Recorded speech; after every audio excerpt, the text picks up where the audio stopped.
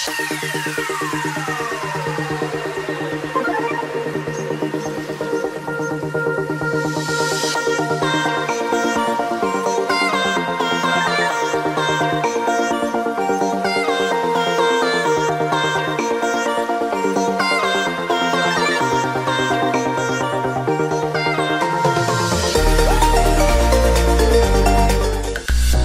everyone! I'm Teacher Margie.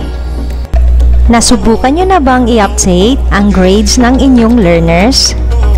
Ito ang bagong feature ng LIS to update quarterly grades of every learner. Sa video na ito, makikita nyo ang computation ng bawat learning area ng mga learner. Sa inyong master list, makikita ninyo ang pencil icon na nasa grading column. I-click lamang ito para ma-navigate kayo sa pag-i-encodean ninyo ng inyong grades.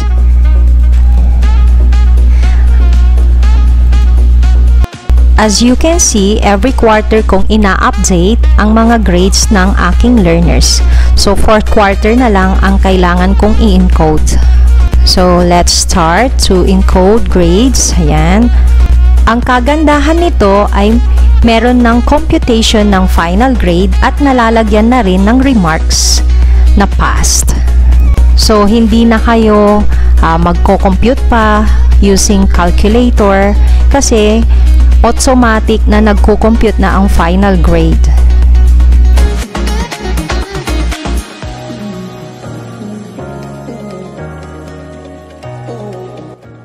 Makikita nyo na rin ang computation ng general average ng bawat learner.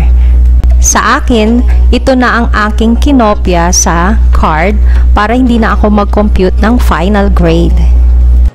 After encoding the grades, huwag kalimutan na i-click ang Save button. Yung in-encode mo rin na grades ay pwede mong i-download. Just click the report. So, hintayin lang na ma-download. So, makikita natin dito sa below left corner. Ayan. So, i-open lang natin.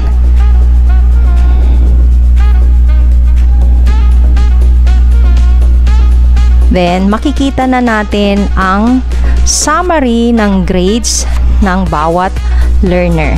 So, kada learner kailangan nating i-download para makita natin kung nag-match ba sa card natin or sa grading sheet na ating in-encode.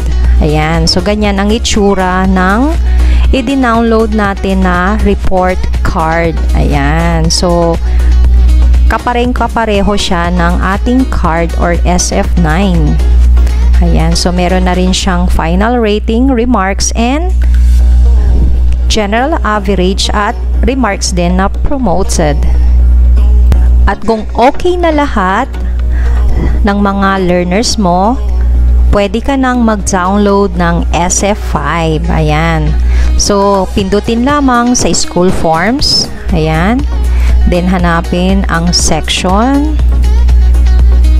Then, you can choose kung ano ang i-download mo, kung SF1, SF2, SF3, or SF5.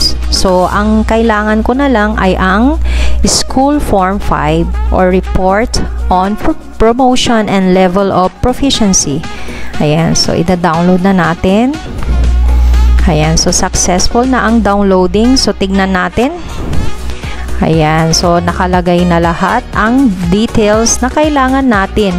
Hindi na tayo magmamano-mano na mag-encode dito sa SF5 kasi automatic na yan na kung ano yung in-encode mo sa LIS, yun na ang magre-reflect dito sa SF5. Nakalagay na rin dito yung level of progress and achievement ng learners mo.